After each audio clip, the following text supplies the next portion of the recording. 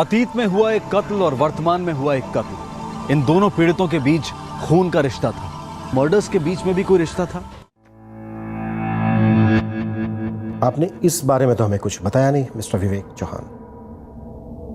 हमने 1000 बार आपसे पूछा, लेकिन आप सभी ने हमसे यही कहा कि बड़ी सीधी सादी फैमिली है आपकी, किसी के साथ कोई झगड़ा नहीं।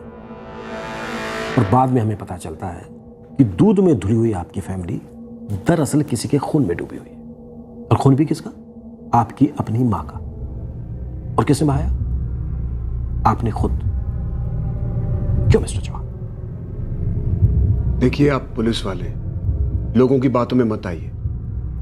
जो दिखता है या जो कोई बकता है जरूरी नहीं कि वो सच हो। तो फिर सच क्या है मिस्टर चौहान? आप अपनी मां के कत्ल के केस में जमानत पर हैं, फिर आप पर लगे आरोप मनगढ़ंत कैसे हो सकते? जो हुआ वो एक हादसा था, एक्सीडेंट। बस मुझे बहुत चालाकी से फंसाया गया। आपने एक पिस्तौल खरीदी थी? हाँ, खरीदी थी।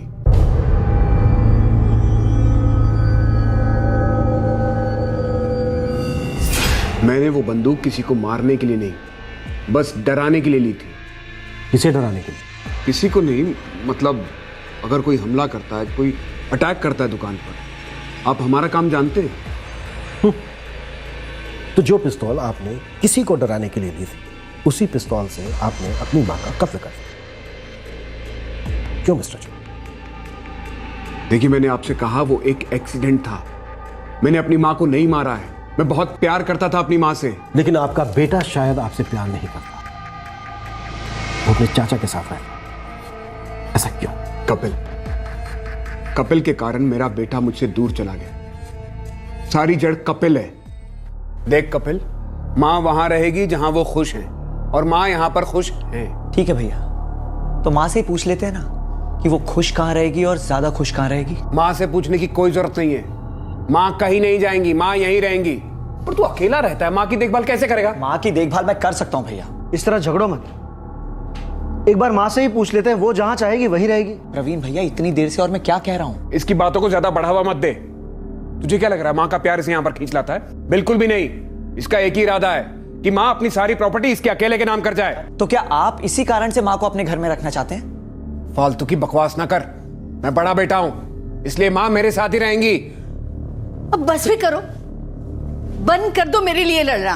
मां ये लड़ाई अपने साथ लेकर आया है। कह रहा है कि आप यहां पर खुश नहीं है। आप खुश नहीं है यहां पे?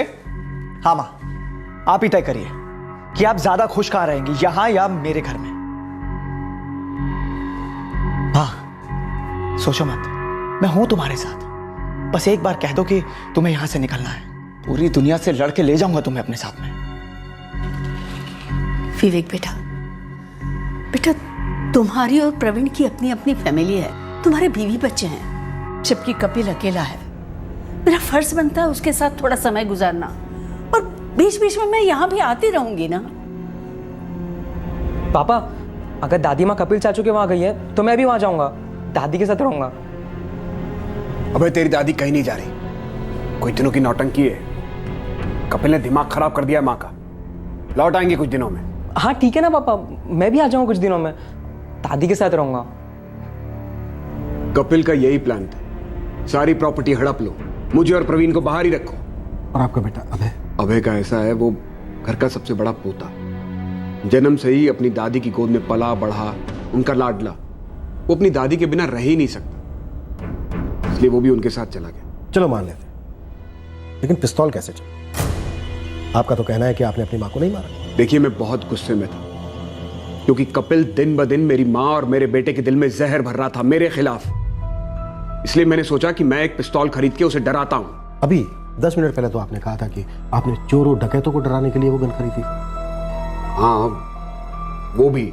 मिस्टर चौहान, आप ये भी कहते रहेंगे, वो भी कहते रहेंगे, तो कोई कुछ भी यकीन नहीं करेगा। ना करे यकीन। मैं लोगों को बोल बोल के थक गया हूं, कोई फर्क नहीं पड़ता मुझे।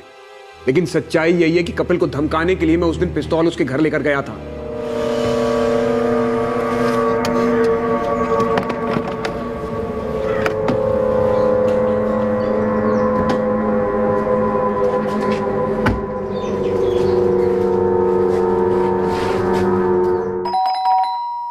भैया, आप जबरदस्ती तो मां को इस घर से नहीं लेके जा सकते। तो तू जबरदस्ती माँ को यहां पर रोक के भी नहीं रख सकता, तो उन्हें और मेरे बेटे को जबरदस्ती मेरे खिलाफ भड़का भी नहीं सकता। बच्चे को बीच में मत लाइए भैया, साफ साफ बोलिए ना। आप माँ को मेरे घर से अपने घर इसलिए लेके जाना चाहते हैं ताकि माँ की पूरी प्रॉपर्टी का एक एक इंच सिर्फ आपको मिल जाए, और उसके बाद भीख में एक छोटा सा टुकड़ा प्रवीण भैया को दे दें। ओ, तेरी तरह लालची नहीं हूं मैं।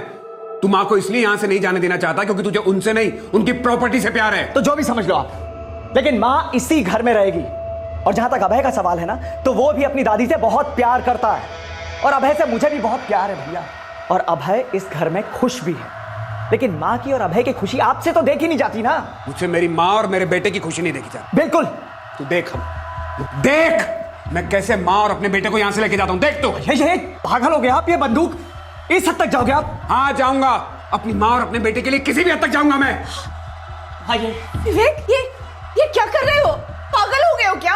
माँ तुम और अभय अभी मेरे साथ चलोगे, सामान वामान बांधने की जरूरत नहीं है, चलो जाके गाड़ी में बैठो। भैया पापा क्या कर रहे हो आप चाचू को बंदूक दिखा रहे हो हमारे लिए? अरे इसने तुम दोनों का दिमाग खराब कर दिया है, तुम दोनों की समझ में नहीं आ रहा क्या चल रहा है ये। तुम जाके गाड़ी में बैठो, जाओ। अभय जल्दी जाके पुलिस को फोन करो। अरे पुलिस को छोड़, आज आर या पार होके रहेगा, छोड़ इसको। छोड़ दो एक दूसरे को।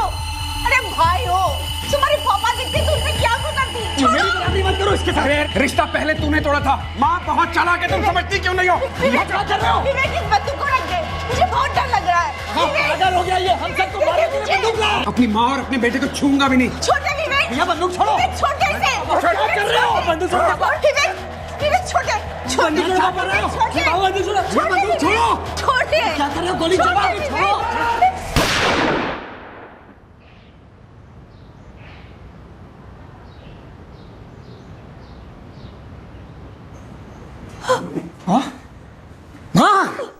माँ नहीं, माँ नहीं, माँ, माँ नहीं, माँ नहीं, माँ, माँ, अब एम्बुलेंस बुला, जल्दी एम्बुलेंस बुला।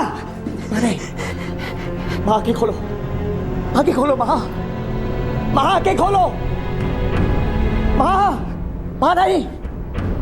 माँ मर गई, वो गोली गलती से चली थी, वो एक हादसा था, एक्सीडेंट और कुछ भी नहीं।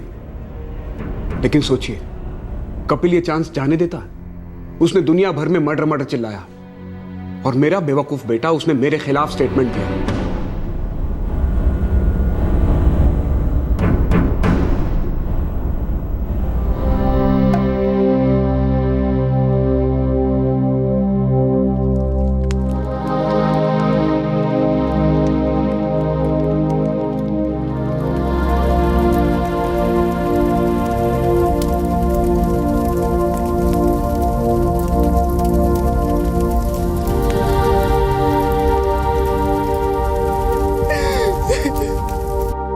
प्रवीण, तू तो जानता है मेरा ऐसा कोई इरादा नहीं था। मैंने वो पिस्तौल सिर्फ कपिल को डराने के लिए ली थी। वो गोली गलती से चली। कपिल ने आपके खिलाफ मर्डर का चार्ज लगाया है।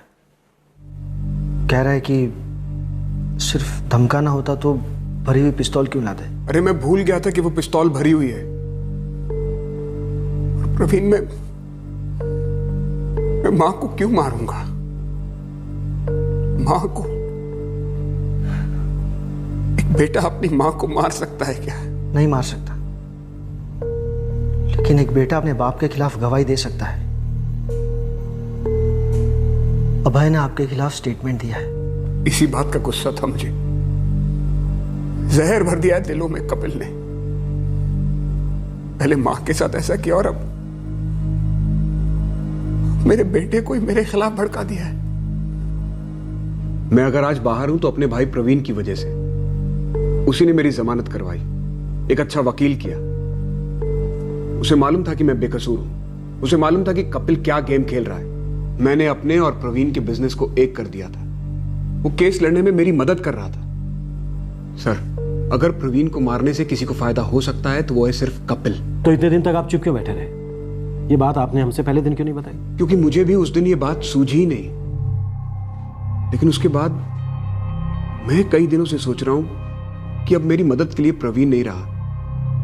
अब मुझे अपना बिजनेस और कोर्ट केस अकेले ही संभालना पड़ेगा। मां भी नहीं है। तो कपिल ने प्लान बनाया होगा कि यही सबसे सही तरीका और टाइम है सारी प्रॉपर्टी हड़प लेने का। सर, मैं दावे के साथ कह सकता हूं कि प्रवीण को हमारे भाई कपिल ने ही मरवाया है, वही असली गुनहगार है। अतीत में हुई रेखा चौहान की मौत एक्सीडेंटल थी या कत्ल, यह विवाद का विषय था। लेकिन इस केस ने विवेक और प्रवीण और विवेक और कपिल के रिश्ते पर एक नई रोशनी डाली। अब विवेक को समझो क्लीन चिट मिल गई थी और सारा शक अब कपिल की तरफ जा रहा था। लेकिन क्या इन्वेस्टिगेशन सही दिशा में जा रही थी या फिर यह इस केस के मास्टरमाइंड की एक और मास्टर चाल थी? सर, सुरेश नारायण कुछ कहना चाह रहा है। कहता है कि असली मास्टरमाइंड के बारे में सब कुछ बताएगा। अगर फिर से कोई कहानी बनने लगा तो? सर, काफी मरम्मत की जा चुकी है उसकी, लगता नहीं कि झूठ बोलेगा। एक बार देख लेते हैं। साहब, जैकी शर्मा ही वो आदमी है जो मुझे और करण को उस आदमी के पास लेकर गया जो प्रवीण चौहान को मरवाना चाहता था। साहब, पता था मुझे कि तू कोई अजीब सी अलग सी लीड देगा, फिर से गुमराह करने की कोशिश करेगा। नहीं साहब, देख, तू अपने आका के लिए चाहे कितनी भी ईमानदारी निभा, लेकिन इतना याद रख, वो आजाद घूम रहा है और तुम दोनों यहां सड़ रहे हो। साहब, मेरी और करण की इस बारे में लंबी बातचीत हुई है। साहब, हम दोनों सब कुछ सच सच बोलकर इस झमेले से दूर होना चाहते हैं। मैं आपको अनिल और उमेश तक पहुंचाऊंगा। ये जैकी शर्मा का पता तो मुझे नहीं मालूम, लेकिन हाँ साहब, मैं ये सुजीत शर्मा को जानता हूँ, मैं उस तक पहुंचा सकता हूँ आपको। मालूम था मुझे कि अब कोई नया नाम आने वाला है। कौन है सुजीत शर्मा? क्या ये भी जैकी शर्मा की तरह कोई भूतिया किरदार है जिसका ना पता है ना मोबाइल नंबर? नहीं साहब, सुजीत शर्मा जैकी शर्मा का रिश्तेदार है और जैकी हमें उसी के पास लेकर गया था इसकी प्लानिंग करने के लिए। देखो, मामला लाखों का है। वहां जाकर प्रवीण चौहान को ठोकने का 1-1 लाख मिलेगा। करण, तुझे 2 लाख, सुरेश 3। 8 अक्टूबर को किसी भी हाल में प्रवीण चौहान खत्म हो जाना चाहिए। मैं अनिल और उमेश को लेकर जाऊंगा और उन्हें प्रवीण चौहान दिखा दूंगा। करण, सामान का इंतजाम तू करेगा। सामान का खर्च अलग होगा ना? बिल्कुल। एक बार प्रवीण चौहान मारा गया, हम सब अलग अलग होंगे, कोई किसी को कांटेक्ट नहीं करेगा। तब तक जब तक मैं ना बोलूं, और एक बार मौत कंफर्म हो गई सबके पैसे पहुंच जाएंगे, लेकिन तब तक कोई फोन नहीं। ये रहे 20-20 हज़ार एडवांस तुम सबके लिए। अब आप लोग फिक्र करना छोड़ दीजिए और ये समझिए कि प्रवीण चौहान आज और अभी परलोक सिधार गया। जैकी को तो कांटेक्ट नहीं किया जा सकता, लेकिन सुजीत तक पहुंचा जा सकता है। ये वही तो है जिसने सब कुछ प्लान किया साहब। उसने पहले जैकी को साथ लिया, जैकी ने मुझे, मैंने करण को और करण ने उमेश और अनिल को। सुजीत को सुपारी किसने दी? नहीं मालूम साहब। कहाँ मिलेगा सुजीत? नहीं, दिल्ली में। दिल्ली में कहाँ नारंग? और अनिल और उमेश कहाँ मिलेंगे?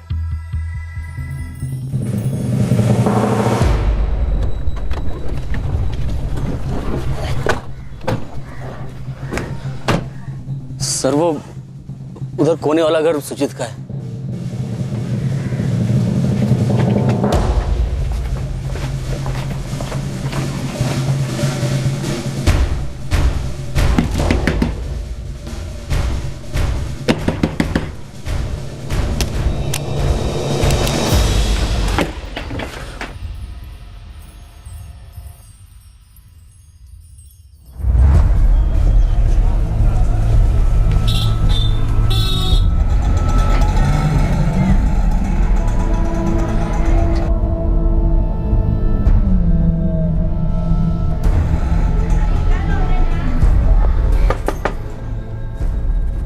जी, उमेश गुप्ता आपका क्या लगता है? हमार बेटवा है। क्या बात है भाई?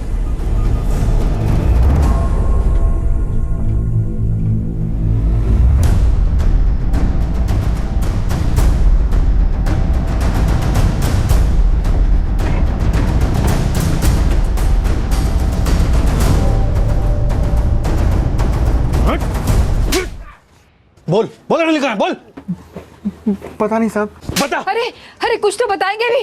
क्या कर दिया उमेश ने? आपके बेटे ने एक आदमी का खून किया है। बता बता, पिस्तौल कहाँ रखी है? छुपा दी साहब। कहाँ छुपाई है? चल दिखा।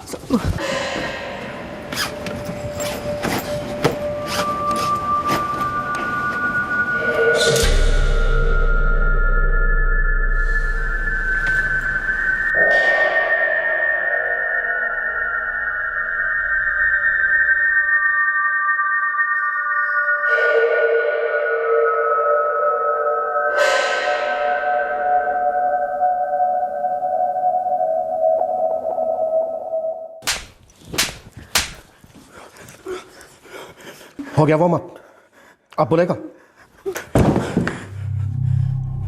क्या और उठक बैठक करवाएगा?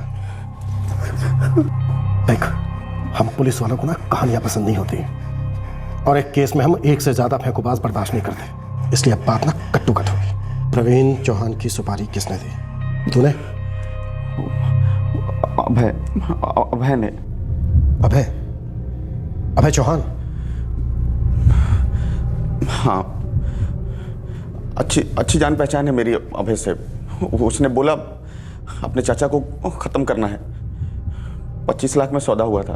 पैसे किसने दिए थे? उसके चाचा ने, प्रवीण के भाई कपिल चौहान। जी।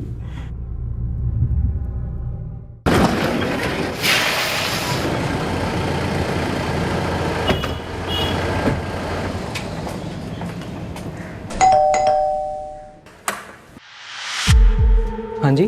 तुम्हारे कपिल चाचा कहाँ हैं? पता नहीं, बाहर के कुछ काम से। क्यों, क्या हुआ?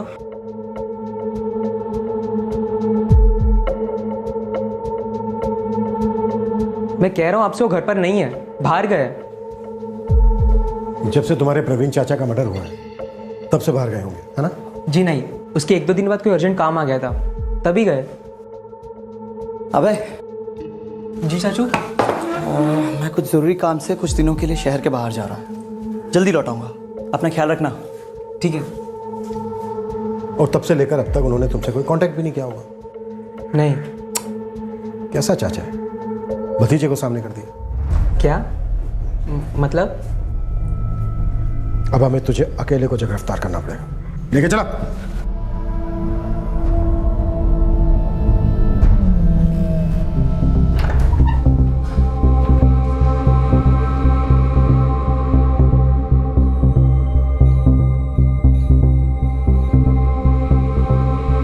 साहब हमारा यकीन करिए साहब, हमारा लड़का अनिल 4 साल से अपना चेहरा नहीं दिखाया। हमें तो मालूम भी नहीं थी कि वो दिल्ली चला गया करके।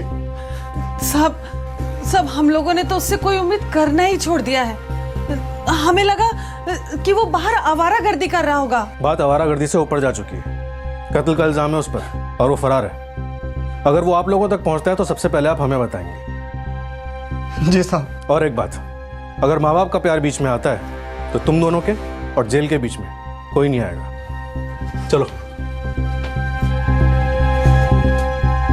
सर, एक ही बात कितनी बार बोलूं?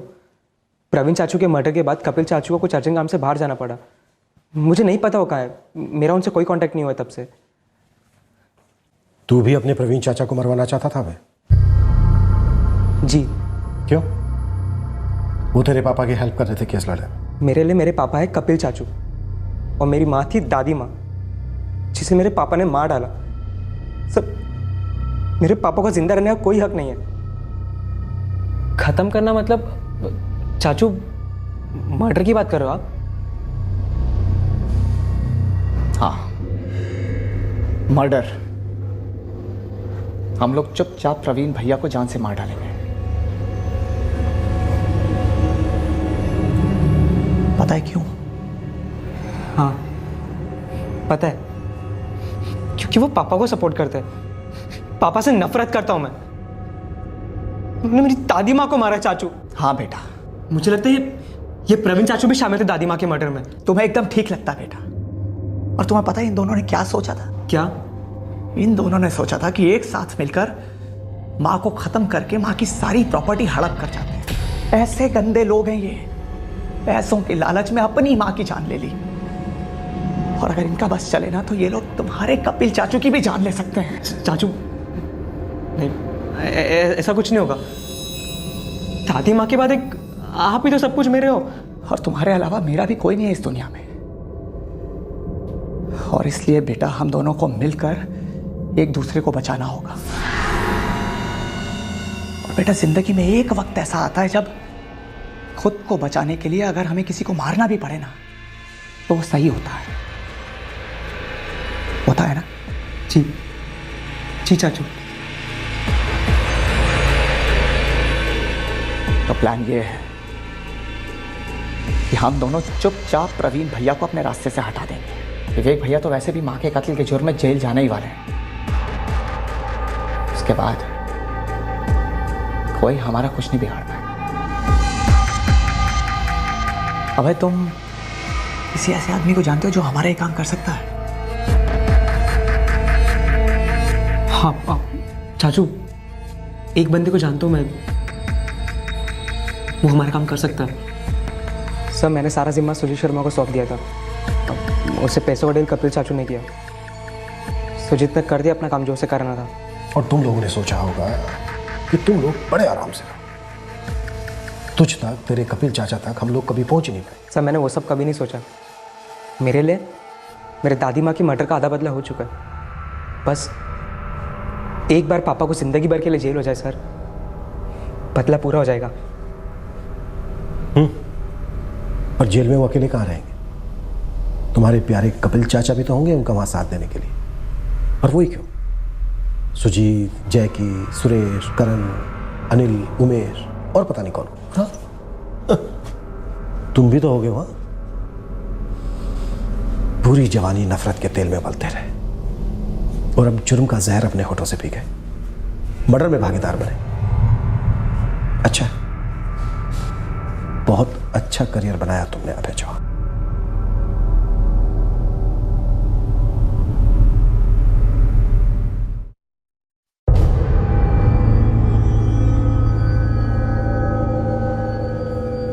जी हाँ सर, जिसने वो मरून शर्ट पहनी थी वो यही है, और इसके हाथ में काला बैग भी था। दूसरे वाले ने हेलमेट पहना हुआ था। जिसने हेलमेट पहना था अनिल कुमार, वो अभी तक फरार है, लेकिन हम बहुत जल्दी उसे पकड़ लेंगे।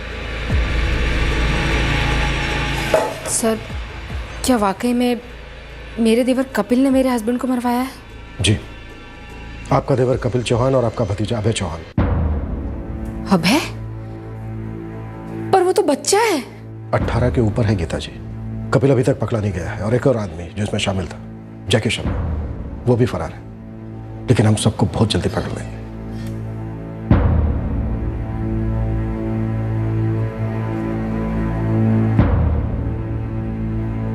मेरी समझ में नहीं आ रहा कि मेरे बेटे में इतना गुस्सा, इतनी नफरत आई कहां से?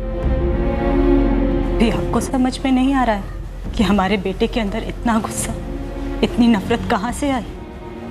हाँ? कब झांक कर देखेंगे आप अपने अंदर? विवेक भैया, मुझे लगता है कि आपको माँ जी को कपिल के साथ ही रहने देना चाहिए था। यही चाहती थी। इस जोर जबरदस्ती से क्या हासिल हुआ किसी को? हमारा सब कुछ खत्म हो गया।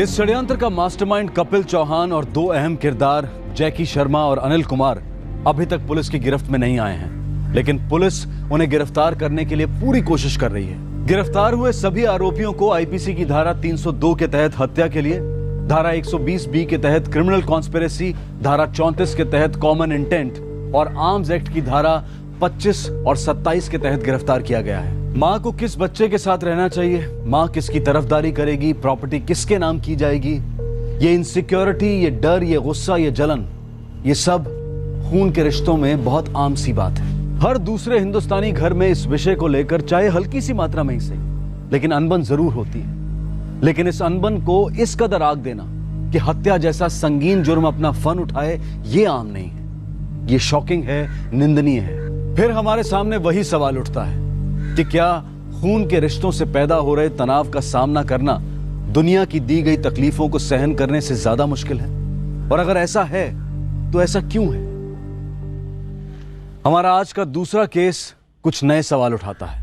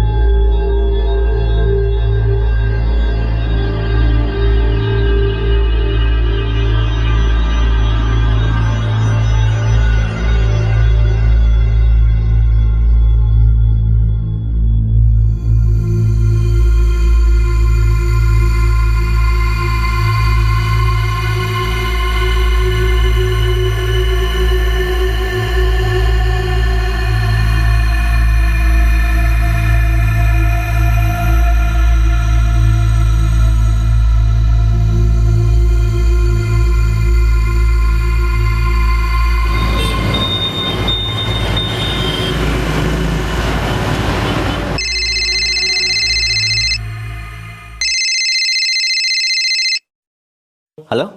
कितना समझाया तेरे को, पर तू नहीं समझा। लगता है शराफत की भाषा पल्ले नहीं पड़ती तेरे। कौन है आप? शेख हूँ। कितनी बार बोला बे, सीधी तरह मान जा, छोड़ दे मनीषा को, वरना अपुन तेरे को नहीं छोड़ेगा। मनीषा आपको जानती तक नहीं, आप क्यों उसके पीछे पड़े हैं? जानता तो तू नहीं है अपुन को। ज्यादा शान पट्टी मत कर, छोड़ दे मनीषा को। वो तुझे पसंद नहीं करती है। अपुन उसको बहन मानता है। उसको तेरे से प्रॉब्लम है, इसलिए अपुन को तेरे से प्रॉब्लम है, समझा?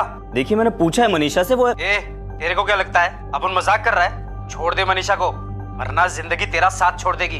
अपुन लास्ट वार्निंग दे रहा तेरे को। अरे जल्दी करो पुनीत, 8:15 होने को है, लेट हो जाएंगे। 1 मिनट मनीषा। क्या हुआ? फिर से उसी का फोन था मुंबई से। कौन है ये शेख जो तुमको अपनी बहन मानता है? कितनी बार कहूँ पुनीत, मैं किसी शेख को नहीं जानती, और मैं तो कभी मुंबई गई नहीं हूँ। मुझे लगता है कोई पागल ही जो मजाक कर रहा है। पिछले 4 दिनों से लगातार फोन कर रहा है ये पागल, और हर बार वही धमकी। कहता कि तुम मेरे साथ रहना नहीं चाहती, तुम्हें छोड़ दूं, वरना अपने आप को मुंबई का डॉन कहता है। एक आदमी जो अपने आप को शेख बता रहा था, वो पुनीत मकवाना को फोन पर धमकी दे रहा था कि पुनीत अपनी पत्नी मनीषा से अलग हो जाए, और खुद को वो मनीषा का मुंह बोला भाई बता रहा था। लेकिन मनीषा का कहना था कि वो शेख नाम के किसी आदमी को नहीं जानती। धमकियों का यह सिलसिला बढ़ता चला गया, और पुनीत के अलावा उसके पिता को भी ये धमकी भरे फोन कॉल आने लगे।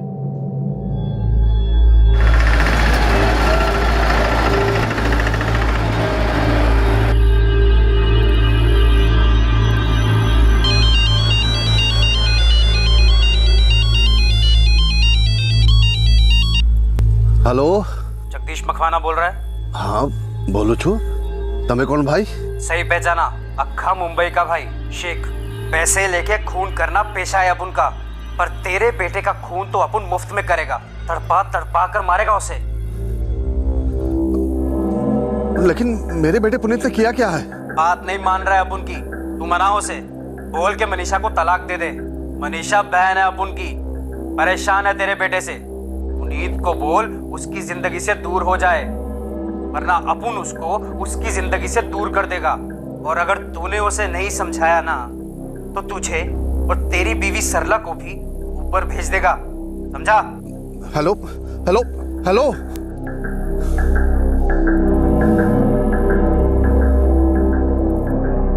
पर बेटा ये आदमी है कौन? बापूजी मैं सच कह रहा हूँ, मैं और मनीषा कुछ भी नहीं जानते इस आदमी के बारे में। पता नहीं कौन है और क्यों ऐसा कर रहा है।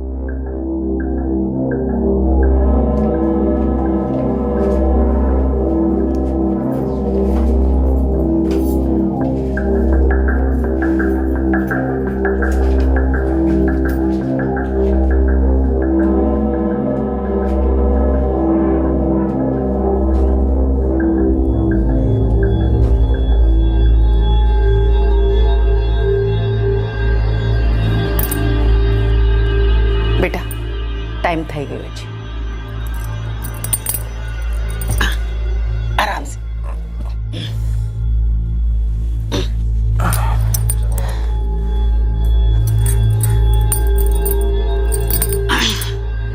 बेटा हाजती रखती हूँ, हो जाएगा तो बता देना।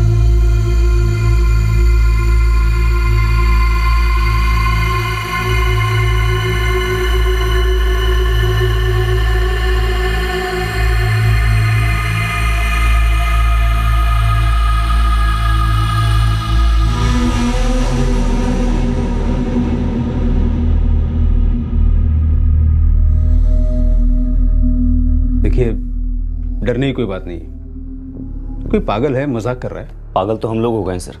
पिछले 7 दिन से लगातार फ़ोन कर रहा है और उसकी धमकियाँ बढ़ती जा रही हैं सर। पहले सिर्फ मुझे फ़ोन करता था, अब मेरे बापूजी को फ़ोन करके धमकी दे रहे हैं। हम लोग सीधे साधे किसान लोग हैं। मेरा बेटा कंप्यूटर की नौकरी करता है।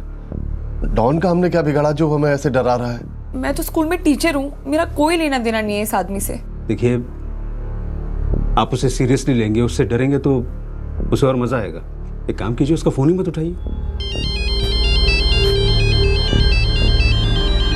साहब ये देखिए, उसी का फोन है सर। उठाइए, स्पीकर पे रखिए। हेलो। क्या बे हीरो, अभी तक मनीषा को आजाद नहीं किया तूने? लगता है बकरे की तरह हलाल करना पड़ेगा तेरे को। कौन है तू? पूरा नाम बता, और कहाँ का शेख है तू? तू कौन है बे बीच में बोलने वाला? Police inspector Dave. अब तू अपना पता बता, फिर मैं आता हूँ तुझे हलाल करने के लिए। ये पुलिस की धमकी किसी मामूली चोर उचक्के को देना।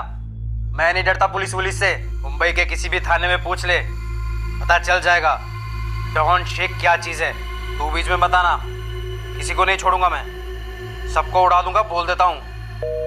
हेलो, देखिए ये कोई डॉन वॉन नहीं है। ऐसे लोग सिर्फ कागज के शेर होते हैं, फोन पर धमकी दे सकते हैं, हकीकत में कुछ करने की हिम्मत नहीं होती इनके अंदर। कुछ दिनों बाद थक कर अपने आप फोन करना बंद कर दे।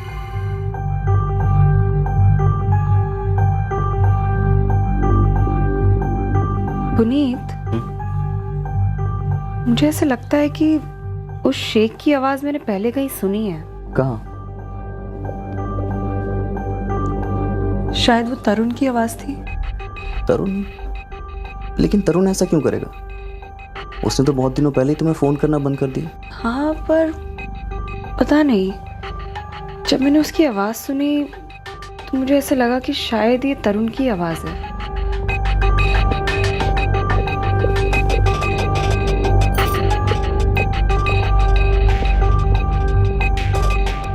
पुनीत, मनीषा और उनके परिवार ने उस नंबर से आए कॉल्स को उठाना बंद कर दिया, लेकिन फिर भी कॉल्स आने बंद नहीं हुए। उसके लगभग एक हफ्ते के बाद पुनीत को उसी नंबर से एक मैसेज आया, फिर एक धमकी मिली, और इस बार मिली धमकी एक पहेली में लिपटी हुई थी।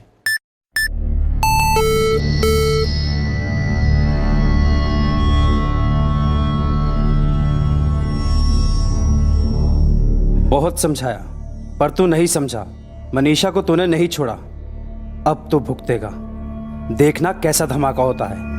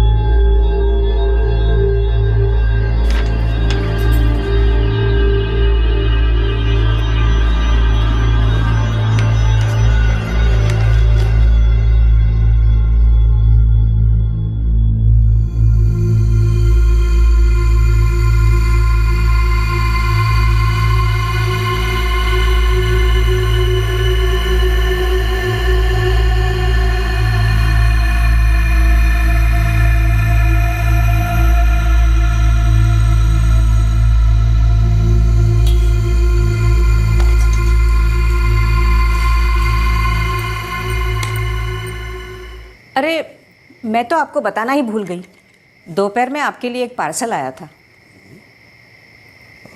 किससे भेजा? पता नहीं, आप खुद ही देख लीजिए।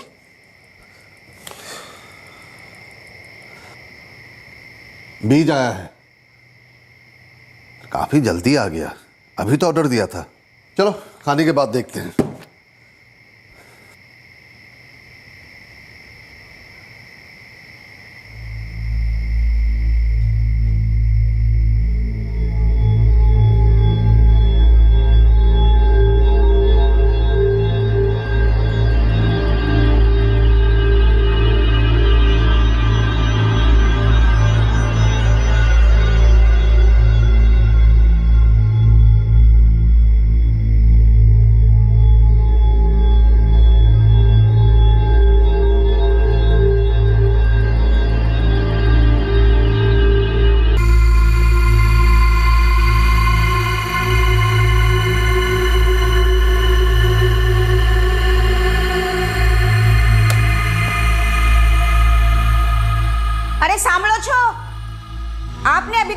नहीं निकाले? अरे भूल ही गए हो। एक काम करो, तुम ही निकाल लो और जब भी खेत जाओ तो याद से दे देना मुझे। हाँ ठीक है।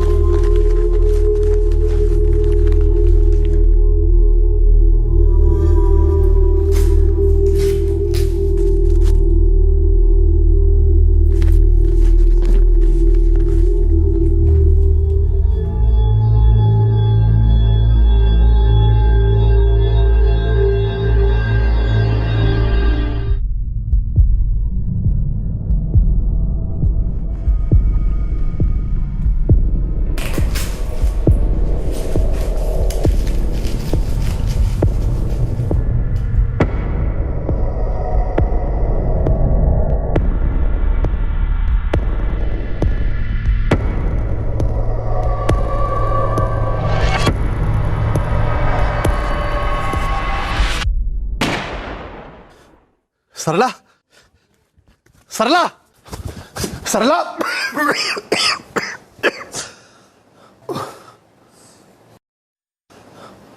सरला, सरला, सरला क्या हो गया तुम्हें?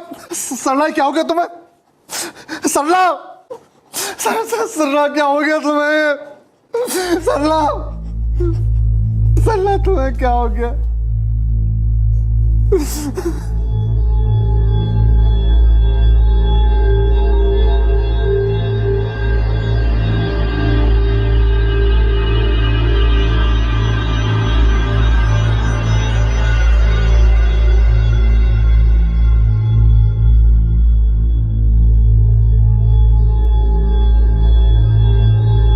फोन पर मिल रही धमकियां आखिरकार सच साबित हुई।